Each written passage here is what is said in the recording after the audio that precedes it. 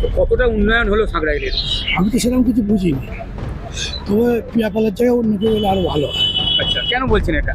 এই কাজকর্ম সেরকম কেউ হয় না। কিছু হয় না। সরকারি গেলে পাওয়া যায় না, হ্যাঁ, অন্যরকম এগিয়ে আমাদের ভেঙে দেয়। আমার মতো বলে নতুন পার্টি হলে খুব ভালো হয়। নতুন পার্টি চাইছেন? আর নতুন পার্টি হলে সাঁকরাইল কেন্দ্রে ভালো হবে, নাহলে হাতে। প্রার্থী ঘোষণার আগে দলীয় কোন্দলে কি সাঁকরাইলে বিধায়ক পিয়াপালের গলার কাটা? মুসলমানদের ঢপ দিয়েই কাজ করেছেন, মুসলমানদের জন্য কিছু করেন, সংখ্যালঘুদের কিছুই করেন না, এসব ঢপ দিয়েই কাজ চলছে। আগে গাড়ি চেপে ঘুরছেন, মেয়েকে শরীরকে পড়াচ্ছেন, এইসব নিয়েই ব্যস্ত। নতুন বিধায়ক চাচ্ছি, কেন? কাজের দিক থেকে উন্নত করে দেখতে পাচ্ছি না। হ্যাঁ, এখানে তোলাবাজির 1 নম্বর আঁকড়া হয়ে গেছে। যে কত শ্রমিকরা কাজ করে, সেই শ্রমিকদের কাজ নেই, তারা কি খাবে? তাদের ছেলে পুলেরা আছে তো, তারা কি খাচ্ছে? এগুলো করতে হবে তো। খবরটি নিবেদন করছে পাকিজা এন্টারপ্রাইজ এবং পাকিজা কনস্ট্রাকশন। স্বপ্ন আপনার, গর্ব আমরা। 1 নম্বর মৌখালি, জগাছা, হাওড়া। বিশদে জানতে যোগাযোগ করুন নিচের স্ক্রিনে দেওয়া নম্বরে।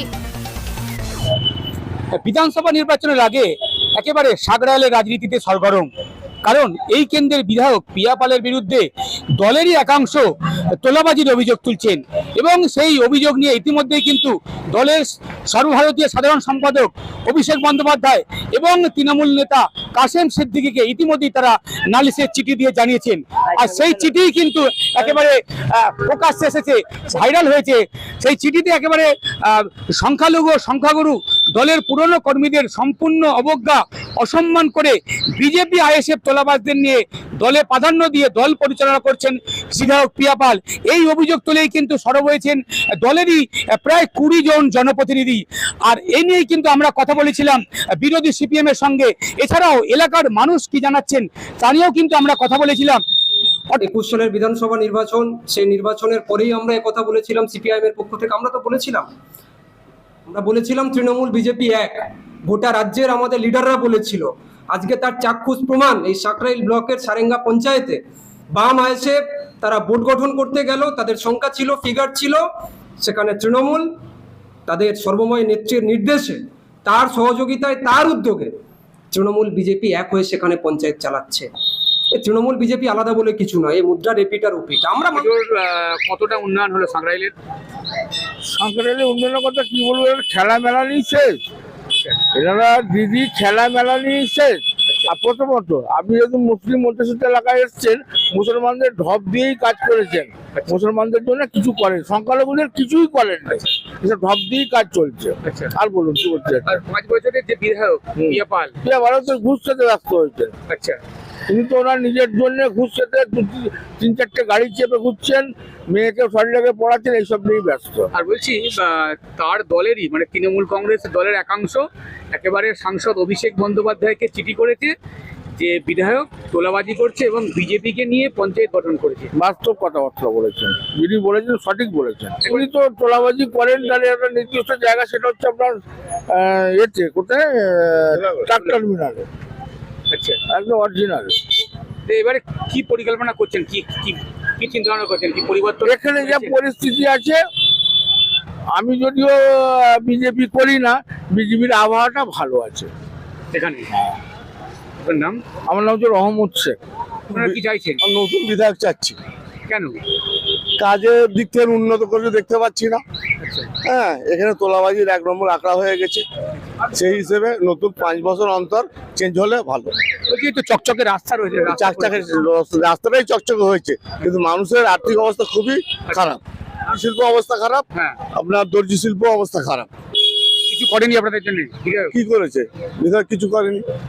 আর তৃণমূল তো প্রায় একই, এপিট আর ওপিট। তাহলে আপনাদের উন্নয়ন কিছু হয়নি? কিছু দেখা যাচ্ছে না। সংখ্যালঘুদের তো কোনো উন্নয়ন হয়নি? না না, এলাকার উন্নয়ন কিছু হয়নি। আপনার নাম? শেখ ইকবাল। কতটা উন্নয়ন হলো সাঁকরাইলের? আমি তো সেরকম কিছু বুঝিনি, তবে পিয়াপালের জায়গায় অন্য কেউ এলে আরো ভালো হয়। আচ্ছা, কেন বলছেন এটা? এই কাজকর্ম সেরকম কেউ হয় না, কিছু হয়নি। তো পিয়াপালের জায়গায় অন্য কেউ পার্টি হলে ভালো। আমাদের দিদি ভালো, দিদি নিঃসন্দেহে ভালো, আচ্ছা, কাজ সেরকম এলাকায় হয় না। আপনি নতুন পার্টি চাইছেন সাঁকরাইলে? হ্যাঁ হ্যাঁ, নতুন পার্টি হলে ভালো, নতুন পার্টি চাইছেন? অবশ্যই হলে ভালো। আচ্ছা কারণ এরা অনেক কিছু গন্ডগোলের ব্যাপার আছে, আচ্ছা, সেটা না বলাই ভালো, তবে নতুন মুখ এলে ভালো। যারা তৃণমূল কংগ্রেসেরই জনপ্রতিনিধি যারা, তাদের একাংশ প্রায় 20 জন পঞ্চায়েত সমিতির মেম্বার, পঞ্চায়েত প্রধান, তারা অভিষেক বন্দ্যোপাধ্যায় এবং কাসেম সিদ্দিকের কাছে নালিশ জানিয়েছে যে পিয়াপাল একেবারে বড় তোলাবাজ এবং বহু দুর্নীতির সঙ্গে যুক্ত। দেখুন, তোলাবাজির ব্যাপারেতে আমরা তো নিজেরা সচক্ষে কিছু দেখিনি, তবে হ্যাঁ এরকম একটা প্রচার কিন্তু রয়েছে, হ্যাঁ, যে উনি মানে তোলাবাজি করেছেন বা বিভিন্ন জায়গাতে, এটা কিন্তু আমরা শুনেছি। দলের প্রতিনিধিরা অভিযোগ করছে। যাই হোক, আমরা কিন্তু তথ্যগতভাবে আমাদের কাছে কোনো খবর নেই, হচ্ছে কথা। হতে পারে, সেটা আমাদের অজানা। আর উন্নয়নের ডেভেলপমেন্টের যে কথা, নিশ্চিতভাবে কাজ হয়েছে, রাস্তাঘাট হয়েছে, হ্যাঁ। আর এই যে তোলাবাজি ফোলাবাজি, এই ব্যাপারটা বলতে পারবো না। হ্যাঁ, পিয়াপাল কি চাইছেন হ্যাঁ, আপনারা? যাই ডেভেলপমেন্ট হয়েছে, নিশ্চিতভাবে উনি হলে ভালো, হচ্ছে কথা। অবশ্যই হওয়ার দরকার আছে, কারণ ডেভেলপমেন্ট হয়েছে। আমার নাম কুতুব মোল্লা। 2023 সালের পঞ্চায়েত নির্বাচন, সিকম কলেজে তার কাউন্টিং, সেই কাউন্টিংয়ে এখানকার সর্বময় নেত্রীর নেতৃত্বে ভোট লুটেরা যারা, তারা লুট করছিল, কাউন্টিংয়ের মানুষের ভোটাধিকার প্রয়োগ করেছিল, কাউন্টিংয়ের মারফত সেই ভোটগুলো লুট করছিল, ব্যালট বাক্স নিয়ে ছোড়াছড়ি করছিল, লুট হচ্ছিল। সে লুটের রাজত্বে মানিকপুরের আপনার 9টা আসনে নির্বাচন এবং সারেঙ্গার 6টা আসনে নির্বাচন কোর্ট মারফত এসে আপনার নির্বাচন কমিশন রায় ঘোষণা করেছিল নির্বাচন করতে হবে। সারেঙ্গার বোর্ড, সিপিআইএম, বামফ্রন্ট এবং আইএসএফ তারা পরিচালনা করবে, মানুষ রায় দিল। তৃণমূল বিজেপির কাছে গিয়ে পায়ে লুটোপুটি খেলো, বিজেপি তৃণমূলকে গলায় আগলে নিয়ে তারা সেখানে বোর্ড গঠন করলো, তৃণমূল বিজেপি এক হয়ে সারেঙ্গায় বোর্ড গঠন করলো। কিন্তু মানিকপুরের 2023 সালে পঞ্চায়েত ভোট হলো, আজকে হচ্ছে 2026 সাল, আজকে হচ্ছে আপনার মার্চ মাসের 3 তারিখ। আজ পর্যন্ত এসে সেখানকার মানুষের অবস্থা কি? মানিকপুরের 9টা আসনে নির্বাচন হলো না, সেখানকার না আছে প্রধান, না আছে উপপ্রধান, না আছে কোনো জনপ্রতিনিধি, সেখানে প্রশাসক বসিয়ে রেখেছে বিডিও থেকে। কেন? এখানে এলাকায় তো সেরকম কাজ হয় না, কোনো আমরা কাজ জমের সমস্যা দেখতে পাচ্ছি না। এই রাস্তা দীর্ঘদিন পড়েছিল, এই কিছুদিন আগে হয়েছে, তারপরে বলে কোনো কাজ হয় না। কোনো সমস্যা আমরা গেলে, একটা দরকারে গেলে পাওয়া যায় না, হ্যাঁ, অন্যরকম দিয়ে আমাদের ভেঙে দেয়। আমার মতো বলে নতুন প্রার্থী হলে খুব ভালো হয়। নতুন প্রার্থী চাইছেন? হ্যাঁ, নতুন প্রার্থী হলে সাঁকরাইল কেন্দ্রে ভালো হবে, নাহলে হারবে। আপনার নাম? আমার নাম মোসাম্মিদ। যদিও বিধায়ক পিয়াপাল তিনি কিন্তু ক্যামেরার সামনে মুখ খুলতে চাননি, তবে তিনি জানিয়েছেন যে এই ঘটনা সমস্ত বিষয়টা তিনি কিন্তু দলের ঊর্ধ্বতন কর্তৃপক্ষকে জানিয়েছেন, যা সিদ্ধান্ত নেওয়ার দলই কিন্তু সেই সিদ্ধান্ত গ্রহণ করবেন। জুট মিল যে কত শ্রমিকরা কাজ করে, সেই শ্রমিকদের কাজ নেই, তারা কি খাবে? তাদের ছেলে পুলেরা আছে তো, তারা কি খাচ্ছে? এগুলো করতে হবে তো। এইগুলো আমার বক্তব্য যে না, মিল চলতে হবে, মিল না চললে হবে না, মিল চালাতে হবে। মিলটা জুট মিল চলতে হবে। অনেক শ্রমিকের ক্ষতি আছে, মানে তার বাচ্চারা খেতেই পাচ্ছে না। যেমন আমার বাড়িতে অনেক লোক আছে, তারাও খেতে পাচ্ছে না। সাঁকরাইল ব্লকের জরিহাপ কোথায় গেল? 2011 সালে তৃণমূল কংগ্রেস ক্ষমতায় জিতেছিল, সরকার গড়েছিল। ধুলাগড়, সারেঙ্গা, দক্ষিণ সাঁকরাইল, রঘুদেবপাটি, নলপুর, কান্দুয়া বিস্তীর্ণ এলাকার মানুষ জরি শিল্পের সঙ্গে যুক্ত ছিল। মুখ্যমন্ত্রী মমতা বন্দ্যোপাধ্যায় জরিহাপ উদ্বোধন করেছিল, আজকে আমার আপনার সমানে বড় বড় গাছ দাঁড়িয়ে গেছে, জরিহাপের কিছু নেই সেখানে।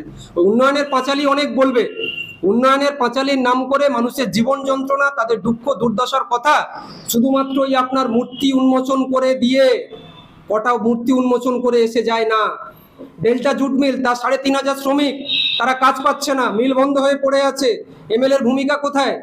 3,500 শ্রমিক মানে তাদের পরিবারে, এক একটা পরিবারে 3-4 জন করে থাকলে সংখ্যাটা কোথায় যাচ্ছে? 12 থেকে 15,000 মানুষ, তাদের রুটি রুজি কোথায়? তাদের পেটের ভাত নেই, সামনে ঈদ, কোথায় তাদের উৎসবের সময় তাদের মুখে হাসি কোথায়? অর্থাৎ বিধানসভা ভোটের প্রার্থী ঘোষণার আগেই কিন্তু একেবারে দলীয় কোন্দল প্রকাশ্যে এলো, এবং এই দলীয় কোন্দলও কি তবে বিধায়ক পিয়াপালের গলার কাঁটা হয়ে রইল? বিয়ে হোক বা পার্টি, যে কোনো সামাজিক অনুষ্ঠান হোক, রাজকীয়, মাত্র 30,000 টাকায় বুক করুন শীততাপ নিয়ন্ত্রিত ব্যাংকোয়েট।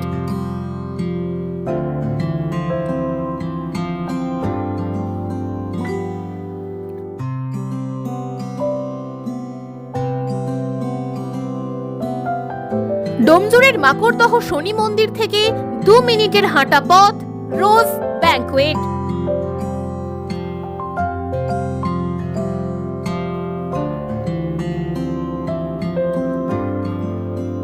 পার্কিং, সিকিউরিটি এবং অন্যান্য সুযোগ সুবিধাও পাচ্ছেন আমাদের প্যাকেজে।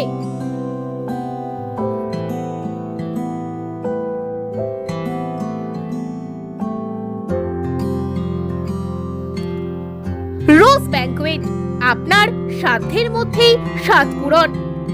বিশদে জানতে যোগাযোগ করুন নিচের স্ক্রিনে দেওয়া নম্বরে।